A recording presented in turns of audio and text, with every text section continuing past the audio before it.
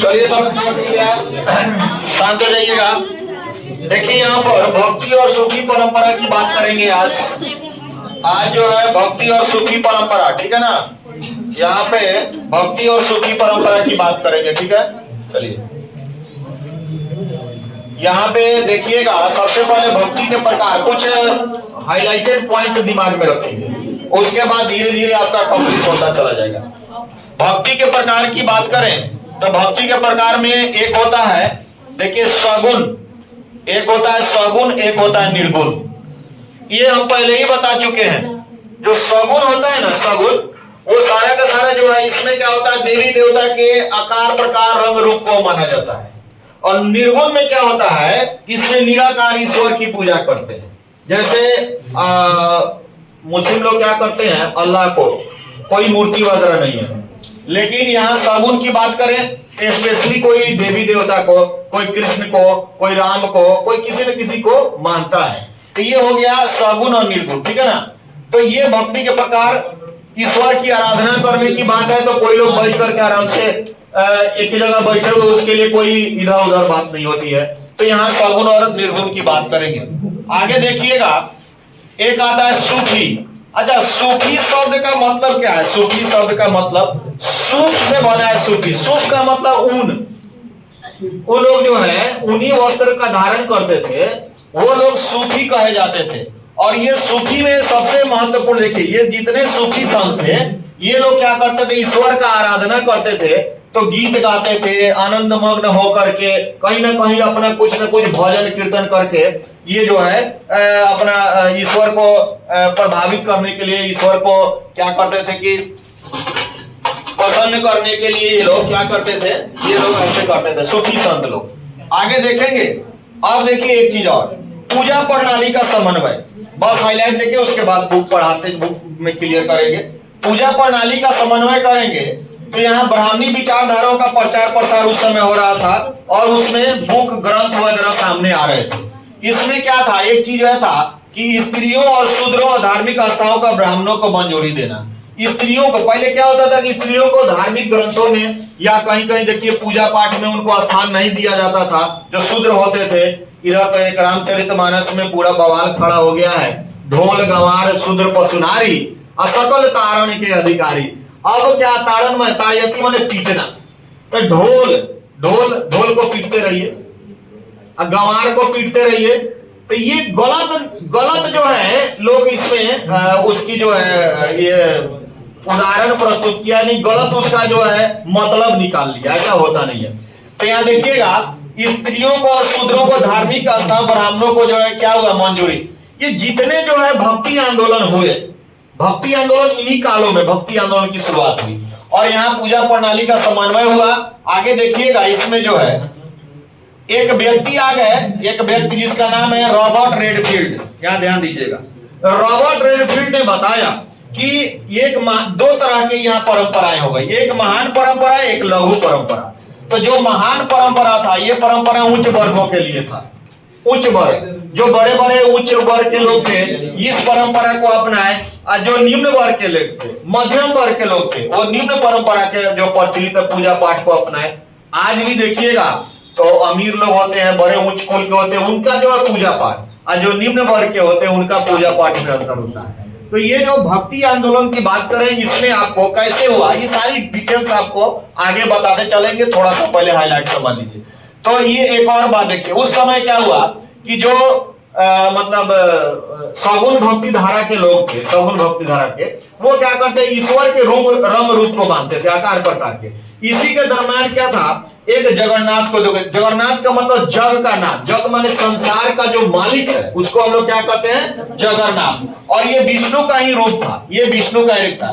पूरी उड़ीसा में इनकी आराधना होती है। कहां पर, यह जगन्नाथ। अब वो लोग क्या करते थे कि कहीं कहीं जाकर क्या कर दिए, ये लोग जाकर के कहे कि ये फलाने भगवान जी का मतलब जन्म स्थल है, यहाँ एक मंदिर बनवा दीजिए, ये हमारे भगवान जी का जन्म स्थल है, ये हमारे फलाने इष्ट देव का है। तो वहां पर क्या हुआ, जगन्नाथपुरी आप लोग देखते होंगे, वहां एक विशाल जो है मंदिर की स्थापना की गई, ठीक है ना। कुछ लोग को ध्यान दीजिएगा, उस समय देवी देवी संप्रदाय भी चल रहा था, खाली देवता नहीं, देवी संप्रदाय का भी चल रहा था। इस संप्रदाय में देवियों की आराधना जो है सिंदूर पोते हुए पत्थरों के रूप में की जाती है। कोनो पत्थर ले लो और बस सिंदूर पोत दो और छोड़ दो, 2 मिनट के बाद लोग उस पर लगा दी चढ़ाने, फूल और छत पैसा चढ़ाने लगेगा। तो जहां सिंदूर पोत दिया वो देवी हो गया, और जहां तिलक लगा दिया वो देवता हो गया। पत्थर क्या हो गया? देवता कैसे बनेगा? तिलक लगा दो, आप पूरा सिंदूर पोत दो तो वो देवी हो गया। तो उस समय परंपराएं चल रही थी। अच्छा, ज्यादातर देवियां कौन होती थी? किसी न किसी देवता की पत्नी। देवता की पत्नी को क्या कहेंगे? देवी। और ज्यादातर देवी जो है आराधना पद्धति को तांत्रिक रूप से जाना जाता था। तंत्र विद्या, जो मंत्र तंत्र जो जानता है, पहले लोग ज्यादा इसमें विश्वास करता था। आज भी कुछ लोग हैं तांत्रिक लोग जो देवी की आराधना करते हैं, कपाल खोपड़ी लेकर के शमशान में जाकर के रात में अमावस्या के दिन में बैठ करके और देवी की साधना करते हैं, तंत्र विद्या को, है ना। तो ये सारे चीज तांत्रिक पूजा पाठ की और पद्धति अपनाई गई। ये सारे के सारे चीजों को देखते जाइए, आगे पूरा कंप्लीट होता जाएगा। इसमें होता क्या था? देखिए, देवी संप्रदाय में देखिए इसमें किसी प्रकार का कोई भेदभाव नहीं था। इसकी पूजा कोई भी कर सकता है, तंत्र साधना कोई भी कर सकता है ना। ये सारा चीज देखिए दिखने आगे देखिए। अब तमिलनाडु में 2 प्रकार के, देखिए 2 प्रकार के संत हुआ करते थे, ध्यान दीजिएगा। एक था अलवार और दूसरा था नयनार। ये बराबर पूछा जाता है, अलवार और नयनार। तो अलवार जो थे वो विष्णु के भक्त थे। अलवार क्या था? विष्णु के भक्त। और नयनार जो था शिव के भक्त। ये तमिलनाडु में दो संप्रदाय की बात करेंगे। तमिलनाडु में 2 संप्रदाय था, एक था अलवार और दूसरा था नयनार। इसी के बारे में किताब में आपको पढ़ना है। तो अलवार विष्णु के भक्त और नयनार जो संप्रदाय के लोग थे वो शिव के भक्त थे, ठीक है ना। इस तरह से धीरे धीरे देखिए, ये आप लोग समझ पा रहे हैं ये कहां का मंदिर है? जगन्नाथपुरी की बात करें, महाबलेश्वर। यहाँ ये लोग क्या करते थे, जो सूफी संप्रदाय के लोग थे, भजन कीर्तन गाते थे और जहां जाते थे लोगों को विश्वास दिला देते थे कि फलाने देवी जी देवता का यहाँ पर जन्म स्थल है, या ही यहाँ पर आए थे तो यहाँ एगो बड़का मूर्ति, एगो बड़का जो है मंदिर स्थापित किया जाने लगा। भक्ति आंदोलन है। भक्ति आंदोलन कैसे हुआ? धीरे धीरे धीरे धीरे धीरे भक्ति आंदोलन की शुरुआत हुई। इसके पीछे ये 2 संप्रदाय की बात करें, अलवार और नयनार, सूफी संत, ये सारे लोग आए और भक्ति आंदोलन को हवा दिया, ठीक है ना। ये बड़े बड़े मंदिर बनाए गए। एक चीज और देखिएगा, उस समय जाति के प्रति अलवार और नयनार का दृष्टिकोण, ये नयनार और अलवार जो है ये लोग थे, इन लोगों का क्या था, इन लोगों का क्या सिद्धांत था? तो ध्यान दीजिएगा, ये जातिगत भेदभाव का विरोध करते थे, जातिवाद का विरोध करते थे। एक तो सही बात है कि अलवार नयनार के लोग क्या करते थे? जातिवाद का विरोध करते थे, ब्राह्मण के वर्चस्व के खिलाफ थे। उस समय ब्राह्मण लोग क्या करते थे? अपना वर्चस्व बना के रखे था, और कोई भी काम होता था जाओगे तो तुम लोगों को मालूम है पंडित किसे कहा जाता है? यशन कीर्तम न विघ्नन्ति शीत मुष्ट भयरति समृद्धि वा समृद्धि पंडित उच्यते कहा जाता है। लेकिन यहाँ पर था कि पंडित किसे कहा जाता है? ब्राह्मण कौन था? तो ब्राह्मण सबके बातों को जान लेता था, आज सबका उपाय जानता था। अगर तुम जाके ब्राह्मण से आज कह दो कि हमारे जो है बिजनेस में घाटा लग रहा है, तो कह रहा है एकदम ठीक कर देते हैं, 51 को ब्राह्मण को बुलाइए, हाई हवन कीजिए, हाई पूजा कराइए और आपका जो है कल्याण होगा। उस दिन से पिकअप पकड़ लेगा, आपका बिजनेस स्पीड पकड़ लेगा। नहीं तो उपाय कीजिए, 6 गो मार्चा आइए वो नींबू गांठ के टांग दीजिए, आपका बिजनेस पिकअप पकड़ लेगा। ऐसा ऐसा लोग उपाय बता देते थे। तो ये क्या करता था? अलवार नयनार के जो लोग होते थे ये क्या करते थे? ये 3 चीजों की बात करें तो ये लोग जो ब्राह्मणवाद का जो है खिलाफ करते थे कि ना ये तो गलत बात है, सही बात नहीं है, ये क्या है? ये गलत है, ठीक है ना। उसके बाद अलवार और नयनार संत के अनेक बड़े वर्गों से आए थे। कहां से आए थे अलवार और नयनार? जहां तमिलनाडु की बात करेंगे वहां पर सारी बातें हो रही थी। चलिए आगे देखेंगे, थोड़ा नाम याद कर लीजिएगा, या नाम जो है ध्यान रखिएगा। नलैर दिव्य प्रबंधन, ये नलैर दिव्य प्रबंधन चूंकि तमिल का नाम है, और ये इनकी रचना अलवार संतों ने की थी। क्या? नलैर दिव्य प्रबंधन, इसका जो है जो है किताब में हम जब पढ़ाएंगे रहेंगे तो उस समय आपको नोट करवाएंगे। ये अलवर संतों के द्वारा रचना की गई। अच्छा, इसकी इतनी ज्यादा वैल्यू थी जैसे वेदों का है।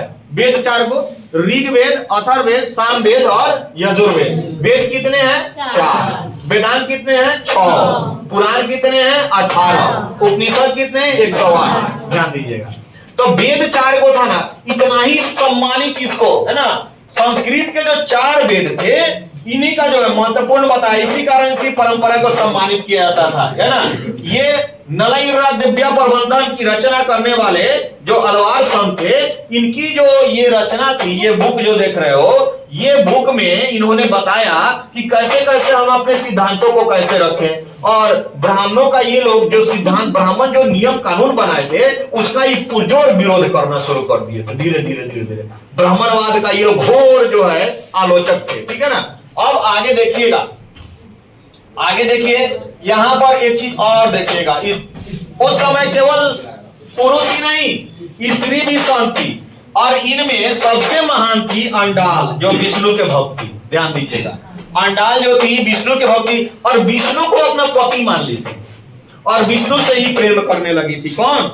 अंडाल। ये देखिए, अपनी प्रेम मान्यता को छंदों में व्यक्त कर रही थी। जैसे तुम लोग देखा ना, मीरा छंद और अलंकार, मतलब गीत गा गा करके, धुनी रमा करके, ये देखो, ये जो है हाथ में बीना ले करके, और विष्णु के क्या कर रही थी?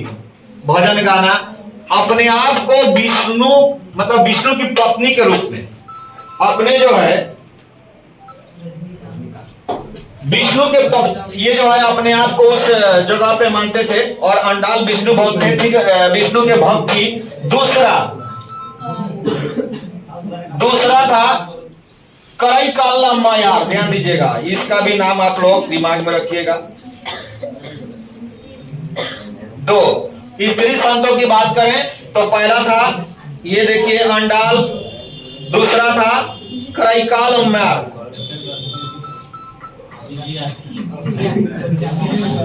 थोड़ा रोकोगे?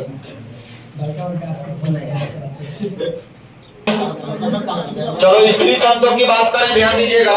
स्त्री संतों में अंडाल विष्णु के भक्त। देखिए, अंडाल जो थी विष्णु के भक्त थी, और करईकाल अम्यार शिव के भक्त थी। याद रहेगा ना, हम नोट कराएंगे। स्त्री संतों में शिव को पाने के लिए घोर तप की थी, पार्वती जी जैसे की हुई थी, वैसे ही घोर तप की थी। ये जो है, ये दिमाग में रखिएगा। स्त्री संत की बात करें। अगला देखिए, आगे कुछ पॉइंट आपको समझ में आएगा। ये तो हो गया नलयिरा दिव्या प्रबंधन, है ना। नलयिरा दिव्या प्रबंधन की बात करें तो यहाँ पर आगे देखिएगा। आगे अलवार और नयनार संतों के राज्यों के साथ संबंध। अलवार और नयनार संत है ना, तो राज्यों के साथ संबंध इनका कैसा था? बढ़िया था। अच्छा संबंध बना के स्थापित करते थे। क्यों? इसलिए कि अगर हम राजा से संबंध बढ़िया बना के रखेंगे तो ये जो है पैसा देंगे। अब पैसा देंगे तब ना। धन की आवश्यकता होती है कि नहीं? धन की आवश्यकता होगी, बड़े बड़े मंदिर बनवाने होंगे, बहुत कुछ करना होगा, तो राजा से इनका संबंध बढ़िया था और बढ़िया बना कर रखते थे। लेकिन एक चीज ये लोग क्या करते थे? जैन और बौद्ध धर्म का विरोध करते थे। अलवार और नयनार जो संत थे, वो जो है बौद्ध धर्म और जैन धर्म का क्या करते थे? विरोध करते थे। अच्छा, उस समय क्या होता था? चोल शासकों द्वारा भूमि को अनुदान दिया जाता। अनुदान के रूप में चोल शासक जो है अनुदान दिया करते थे भूमि को। अलवार और नयनार संत क्या करते थे? राजाओं से अपना संबंध बढ़िया बना कर रखते थे, ताकि उनको धन मिलेगा, जमीन मिलेगा, बहुत कुछ मिलेगा। और लेकिन वो लोग जैन और बौद्ध धर्म का विरोध करते थे। अलवार और नयनार संतों की बात करें, यहाँ देखिएगा, ये लोग मंदिरों का निर्माण, चोल शासकों द्वारा मंदिर का निर्माण कराया गया। यहाँ देखिएगा, चिदम्बरम, तंजावुर, गंगोत्रीपुरम, ये सब जो है अलवार नयनार संतों को जो है बेलाल कृषक सम्मानित किया करते थे, ताकि वो लोग अच्छा काम किया करते थे और वहां पर सारे के सारे ये कार्य हुआ करते थे। आगे देखिएगा एक चीज और, वे लोग क्या करते थे? संत कवियों के भजन तथा कविताओं को ग्रंथ के रूप में संरक्षित करवाने में देखिए जिम्मा उठाया तथा इसे गायन मंदिरों में प्रचलित करवाया। लोग वहां जाकर गीत गाएंगे। यहाँ पर देखिए, यहाँ महाबलीपुरम का स्थापित कराया। यहाँ देखिए बहुत बड़े बड़े मंदिर की स्थापना इन लोगों ने कराया। उसके बाद देखिएगा आगे, कर्नाटक में वीर शैव परंपरा, ध्यान दीजिएगा एक चीज और देखिएगा, कर्नाटक में वीर शैव परंपरा दो प्रकार के थे देखिएगा, और इसके संस्थापक थे, ध्यान दीजिएगा, बसवन्ना देखिएगा, बसवन्ना जो था इसके अनुयायी देखिएगा, ये जो देख रहे हो ये क्या किया, दो प्रकार के जो है ये वहां उनके मानने वाले दो थे, एक तो थे वीर शैव और दूसरा लिंगायत। तो वीर शैव जो तो शिव के मानने वाले और लिंगायत जो थे जो शिव की लिंग की पूजा करते हैं, उसके हम लोग संप्रदाय को क्या करते हैं, लिंगायत। और जो शिव को जनरली मानते हैं उसको हम लोग वीर शैव मानते थे। और इसका जो है अनुयायी कौन था, बसवन्ना। ये बसवन्ना जो इसकी स्थापना किया था बसवन्ना, 12वीं सदी में कर्नाटक में जो है नया आंदोलन हुआ था, उसके नेतृत्व करने वाला कौन था, बसवन्ना। उन्होंने क्या किया, एक दो प्रकार के संप्रदाय की बात बताई, एक वीर शैव जो शिव की भक्ति को पूरा तरह से जिसको वीर शैव कहते हैं, और जो लिंगायत तो जो लिंग धारण जो लिंग की पूजा करते हैं, शिवलिंग की होती है ना, तो शिवलिंग की पूजा करने वाले को हम लोग लिंगायत कहते हैं। ये बसवन्ना है, कर्नाटक का वीर शैव परंपरा की बात करें। अब चलिए लिंगायतों का मान्यता, जो लिंगायत संप्रदाय के लोग थे जो लिंग को मानने वाले थे, उन लोगों का देखिए क्या क्या था। पहला था शिव की पूजा लिंग के रूप में करते थे, लिंगायत लोग शिव की पूजा लिंग के रूप में करते थे। आज जो देखिए पुरुष वाम स्कंद पर चांदी के छोटे पिटारे में लिंग लघु धारण करके घूमते थे। यहाँ पर लिंग छोटा सा चांदी के पिटारे में क्या करता, लिंग बनवा करके और घुमा करता था। तीसरा, धर्म शास्त्र में बताया गया था कि श्राद्ध संस्कार के नियमों का पालन नहीं करते तथा अपने मृतकों को विधि पूर्वक तरीकों से दफनाते थे। वहां श्राद्ध उराद्ध नहीं करता था। अच्छा चलिए वो हो गया, श्राद्ध संस्कार के नियम का पालन नहीं करते थे। वो लोग क्या करते थे, मृतकों को विधि पूर्वक तरीके से दफनाते थे, क्योंकि वो जानते थे कि इसका जो है दोबारा जन्म नहीं होगा। वो लोग क्या समझते थे कि जितने भी मर जाते हैं उसका पुनर्जन्म नहीं होता है, लेकिन कुछ लोग हैं जो मानते हैं कि पुनर्जन्म हो जाता है। लिंगायत जो लोग होते हैं वो मानते हैं कि जो है पुनर्जन्म नहीं होता था। अब मरने के बाद व्यक्ति शिव में लीन हो जाता है, दोबारा जन्म नहीं लेगा। आत्मा परमात्मा की बात ही लोग नहीं करते थे। जो लिंगायत लोग थे देखिए कौन कौन चीज, शिव की पूजा लिंग के रूप में करते थे। उसके बाद वो चांदी के छोटे जो है पिटारे में लघु लिंग धारण करते थे। तीसरा, धर्म शास्त्र में बताया गया था कि इसको श्राद्ध संस्कार के नियम का पालन करके ले जाओ, मतलब और श्राद्ध इसका करो, ये सारा चीज। लेकिन वो लोग ये नहीं मानते थे। वो लोग क्या करते थे, मृतकों को विधि पूर्वक दफना देते थे। क्यों?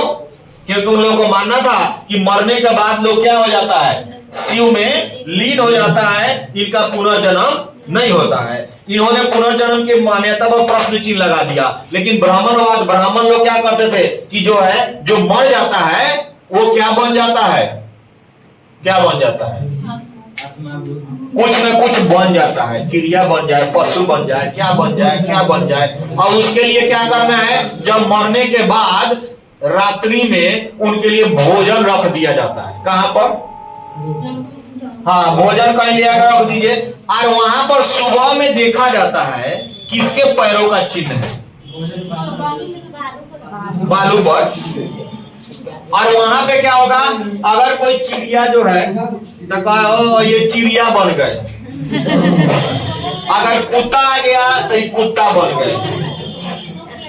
हाँ तभी भी उसमें आ जाता है, किसी पात्र से उसको ढक दिया जाता है।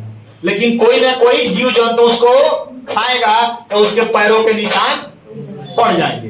तो ये क्या होता था, ये मान्यता थी कि क्या हो गया, इसका पुनर्जन्म हुआ है। किस रूप में हुआ है ऐसा देख के बता देगा फाइनली। लेकिन लिंगायत लोग इस बात का विरोध करते थे, प्रश्न चिन्ह उठा दिए थे कि ऐसा कुछ नहीं होता है। अब देखिए जातिगत भेदभाव का विरोध किया, ब्राह्मणी वर्चस्व के खिलाफ आवाज उठाए कि ब्राह्मण लोग जो भी वर्चस्व अपनाए हुए थे हम लोगों को क्या किए हुए थे, दबा के रखे हुए थे। ब्राह्मण जो कहेंगे वो बात सही है, बाकी लोग कहेंगे वो गलत है। उनकी बात को मानना है। लेकिन लिंगायत लोग इसका पुरजोर विरोध किए कि ये जो सिद्धांत बता रहे हैं वो सही नहीं है।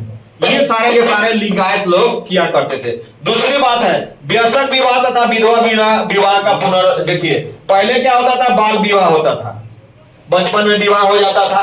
तब क्या हुआ कि उन लोगों ने क्या किया, लिंगायत लोगों ने क्या किया, वयस्क विवाह, यानी कि वयस्क माने बड़ा होने पर विवाह होगा, और विधवा का विवाह नहीं होता था, तो ये लोग क्या किया, उसका पुनर्विवाह का मंजूरी दे दिया कि नहीं ये सब होगा। यानी कि ब्राह्मणवाद को हटाकर एक नया माने संप्रदाय की रचना करने में इन लोग का बहुत ही वीर शैव कर्नाटक के और लिंगायतों का बड़ा अच्छा, नयनार अलवार का भी बहुत सारा हाथ है। इन सारी चीजों को देखेंगे, भक्ति आंदोलन में इनका जो है महत्वपूर्ण योगदान रहा है, ठीक है ना। आगे देखेंगे हम लोग लिंगायतों की मान्यता। एक चीज और देखिएगा, उस समय क्या हुआ था, उत्तर भारत में जो धार्मिक उत्थान जो बढ़ रहा था, उत्तर भारत में राजपूतों का उदय हुआ। देखिए राजपूतों का उदय हुआ, इनके साम्राज्यों में ब्राह्मणों का वर्चस्व का अधिकार था। राजपूत लोग जो थे ना, ब्राह्मणों को राजा हो गए, लेकिन अगर कोई ब्राह्मण आ रहा है तो पहले उसका चरण स्पर्श करेगा। दरबार में कोई साधु आ गया, ब्राह्मण आ गया, तो राजा उठ के सिंहासन पर से आएगा, उनको रिसीव करेगा। राजा हाथी पर चढ़ के जा रहा है और उन्हें से पैदल ब्राह्मण आ रहा था, हाथी पर से उतर के अब पहले उसको जो है नमस्कार प्रणाम करेगा। कोई डिसीजन लेना है तो किससे पूछने जाएगा? हाँ, राजपूतों का। पृथ्वीराज चौहान के बाद तो कोई रहा ही नहीं, सब लोग आ गए मुगल मुस्लिम शासकों का धीरे धीरे वर्चस्व बढ़ने लगा। पृथ्वीराज चौहान के बाद हमको लगता है कोई ऐसा आया नहीं जो उसका विरोध कर सके, ठीक है ना। तो ये लोग जो थे, ये लोग किसका वर्चस्व बढ़ा दिए? ब्राह्मणों का, ये राजपूत लोग। देखिए उस समय क्या हुआ, इस समय धार्मिक नेताओं का उद्भव हुआ, जिनके नाथ जोगी सिद्ध प्रमुख इनके वेदों के वर्चस्व के खिलाफ आवाज उठाया, अपने विचारों को आम सभा में लोगों के सामने रखा, ये सारे के सारे राजपूत उत्तर भारत में। उसके बाद चलिए आ गए, इन लोगों ने क्या किया, आगे देखिए। भारत में इस्लाम धर्म का आगमन हुआ भारत में, और इस्लाम धर्म की स्थापना पैगंबर मोहम्मद 612 ईस्वी में की थी। और ये जो पैगंबर मोहम्मद जो थे 632 ईस्वी की बात करें, इनका जब ये आए जन्म हुआ, ये अल्लाह के मैसेंजर थे। क्या थे? मैसेंजर किसे कहता था? संदेशवाहक। डायरेक्ट जो है अल्लाह जो है आपसे नहीं बात करेंगे, वो अपना बात किसको बोलेंगे? पैगंबर को। अब पैगंबर जो बोल दिया वो बात पूरे, हाँ, जे इस्लाम धर्म के मानने वाले सभी लोग पैगंबर की बात मानते हैं कि नहीं मानते हैं? क्लियर मानते हैं? मोहम्मद पैगंबर साहब जो बोल देंगे वो फाइनल है, डिसीजन है, दूसरा कुछ नहीं, क्योंकि उनकी बात ऊपर वाले अल्लाह की बात। अल्लाह ताला ने जो कहा वो डायरेक्ट नहीं कहा, मोहम्मद पैगंबर के द्वारा, पैगंबर माने पैगाम पहुंचाने वाला है लड़का। पैगाम समझ रहे हो ना, क्या बोलते हैं? मैसेज। व्हाट्सएप नहीं करना है, उधर से व्हाट्सएप कोई थोड़े कर देगा, कोई ना कोई मैसेंजर होता है, उसके माध्यम से हम लोगों तक बातें आएंगी। तो इस्लाम धर्म के जो उदय हुआ 612 में जब आई, ये मोहम्मद पैगंबर की बात करें, देखिए पैगंबर मोहम्मद सौदागर थे। क्या थे? सौदागर थे। और इन्होंने क्या किया? मूर्ति पूजा का खंडन किया। ध्यान दीजिएगा, मूर्ति पूजा का खंडन किया। देखिए दयानंद सरस्वती की मूर्ति पूजा का खंडन किया। क्यों? क्योंकि रात में जो है क्या हुआ था, चूहा जो है चढ़ाया गया, प्रसाद खा रहा था, लिंग पर चढ़ाया गया था। अब कहे इसका मतलब ये ओरिजिनल देवता नहीं है। अगर ओरिजिनल रहता तो चूहा का मजाल है, हेती चुनी, अब बड़का महादेव के माथा पे चढ़ के खा रहा है, जला के भस्म नहीं कर देते? पूछो नहीं कि इसका मतलब ये देवता नहीं है, ये देवता नहीं है। यहां देखिएगा, और इन्होंने एक चीज तो सही किया कि निराकार ईश्वर की आराधना पर जोर दिया। किसको? अल्लाह। अल्लाह का मूर्ति देखा है कहीं? नहीं। होता है? नहीं ना होता है। ये निराकार है, और निर्गुण भक्ति धारा की ओर इन्होंने पेश किया। सगुण में क्या होता है? सगुण भक्ति धारा, जिसमें आकार प्रकार ईश्वर के रूप रंग की बात की जाती है। लेकिन निर्गुण में निराकार परम ब्रह्मा परमेश्वर या जो भी है, जिसका कोई आकार प्रकार नहीं होता है, सिर्फ ईश्वर एक होता है, इसका कोई रंग रूप नहीं होता है। तो पैगंबर ने क्या किया? पैगंबर ने निराकार ईश्वर की आराधना है ना किया, और इस समय जो है इस्लाम धर्म की स्थापना, ये उदय हुआ इस्लाम धर्म। और उसके बाद से लेकर के कई सौ वर्षों तक इस्लाम का ही हमारे भारत में शासन रहा है। यहां ध्यान दीजिएगा, इस्लाम धर्म का जो आगमन हुआ, यहां बात करें आगमन, देखिए अरबी व्यापारियों का उसके बाद देखिए भारत में आगमन। 711 में ईस्वी मोहम्मद बिन कासिम ने सिंध पर हमला किया। मोहम्मद बिन कासिम हिंदू है कि मुस्लिम है? मुस्लिम है। मोहम्मद बिन कासिम, अरबी लोग आए, वो लोग क्या थे? मुस्लिम थे। माने कोई ना कोई आया, सब इस्लाम धर्म का यहाँ पर धीरे धीरे वर्चस्व कायम होता चला गया। भारत में देखिए मोहम्मद बिन कासिम का जो है 711 ईस्वी में सिंध पर आक्रमण हुआ, ठीक है ना, इस्लाम धर्म की बात करें। और उसके बाद देखिए आ गया ये महमूद गजनी। कहां से आया था? गजनी से, महमूद गजनवी। और 1001 से 1026 तक ईस्वी के भी 17 बार आक्रमण किया, 17 बार आक्रमण किया था यहाँ पर। ये देखिए कितना बड़ा, यहाँ पर इस्लाम धर्म को पूरा जो है ये यहाँ उदय होने लगा। और उसके बाद कर दिए, ये आ गया मोहम्मद गौरी। इसका एक गुलाम था जिसका नाम था कुतुबुद्दीन ऐबक, और इसी के नाम से कुतुब मीनार, और इसी के नाम से बना कुतुबुद्दीन ऐबक। ये गुलाम था मोहम्मद गौरी का, लेकिन इतना पेटेंट था, कौन होता है मालिक का नौकर इतना वफादार हो जाता है कि मालिक एगो राज दे देता है, मालिक उसको बड़का पोस्ट पर बैठा देता है। वैसे ही जो है मोहम्मद गौरी क्या किया, 1206 में दिल्ली की सल्तनत की नींव डाली। यहां देखिएगा मोहम्मद गौरी क्या हुआ, तराइन का युद्ध हुआ। देखिएगा तराइन का युद्ध जो हुआ था, यहाँ देखिएगा मोहम्मद गौरी ने कुतुबुद्दीन ऐबक 1206 में दिल्ली की सल्तनत की तराइन के युद्ध में 1192 में। इस युद्ध की बात करें, तराइन के युद्ध में, चलिए यहाँ बात करेंगे। और इस समय आकर इन्होंने 2-3 काम किया। ये बराबर पूछता है जजिया कर। जजिया कर क्या है? देखिए वहां पर उन लोगों ने थोड़ा गलत काम क्या किया, जो गैर मुस्लिम संप्रदाय के लोग, गैर मुस्लिम संप्रदाय का मतलब क्या होता है?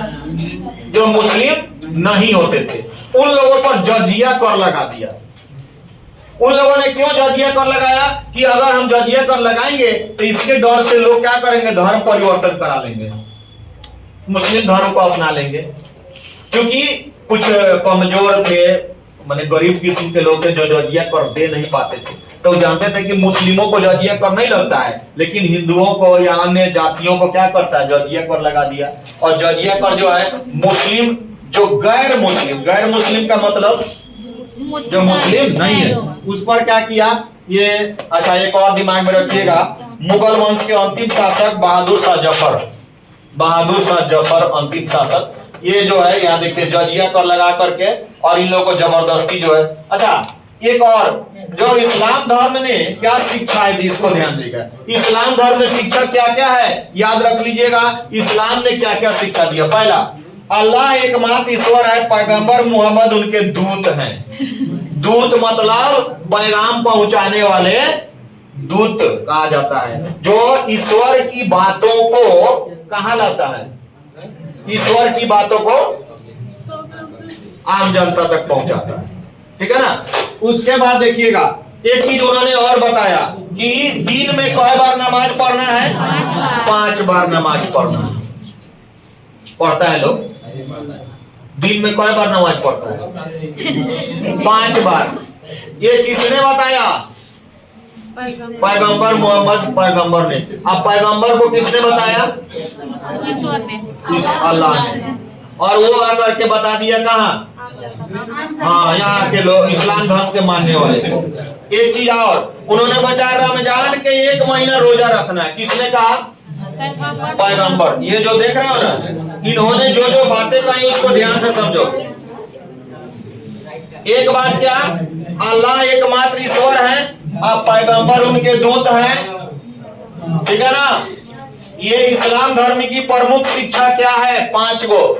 ये अल्लाह एकमात्र ईश्वर है, पैगंबर मोहम्मद उनके दूत हैं, और दूसरी बात उन्होंने बताया कि दिन में 5 बार नमाज पढ़ना चाहिए। तीसरा बात, रमजान में 1 महीना रोजा रखना चाहिए।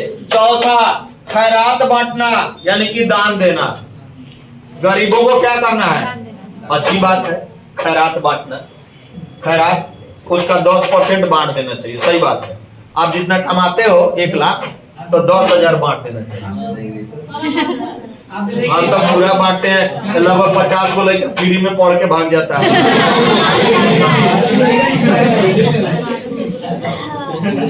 500 बच्चे में 100 बच्चे तो ऐसे ही भाग जाते हैं।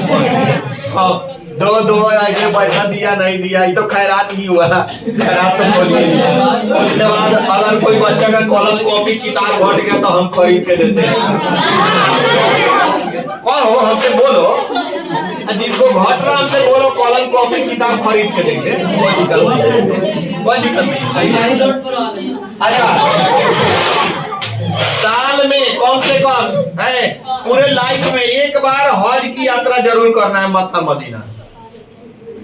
मदीना जाना है सबको 1 बार, जो मुस्लिम जो इस्लाम धर्म के लोग हैं। हज देखिए, हम लोग देखिए हिंदू लोग कहीं अपने तीर्थ स्थल जाते हैं, तीर्थ स्थल, और उन लोगों का सबसे महान पवित्र धाम नहीं कहेंगे, स्थल है मक्का मदीना, और वहां 1 बार कम से कम जाना, उसको बोलते हैं हज यात्रा करना। मतलब यहाँ से मक्का मदीना जाना, वहां पे क्या हुआ?